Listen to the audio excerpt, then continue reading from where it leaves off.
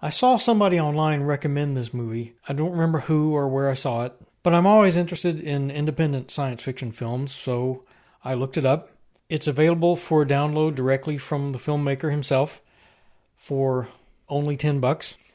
I went into this knowing absolutely nothing about it, and that's exactly how you should go into movies, I think. It starts off with a group of 8 D-list actors who are obviously improvising their way through a dinner party scene.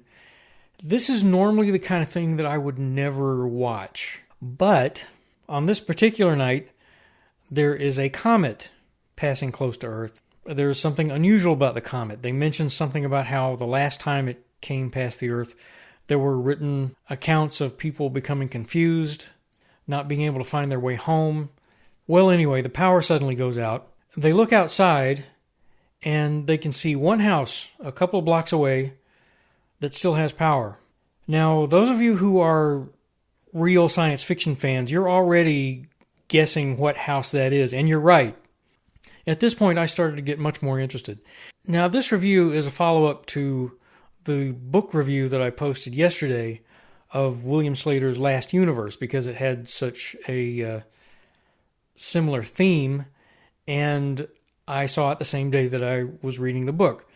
And this movie has the same problem that I talked about yesterday, in that the characters start talking about quantum physics and the Heisenberg uncertainty principle, and they start trying to explain the situation by telling the story of Schrodinger's cat, and they're doing it wrong. They don't know what they're talking about.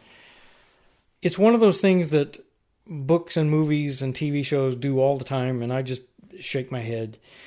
But, as with the book, as the story went on, it got more interesting than I thought it was going to be. This was done in a way that I've not quite seen before, and as you know, I always appreciate surprises.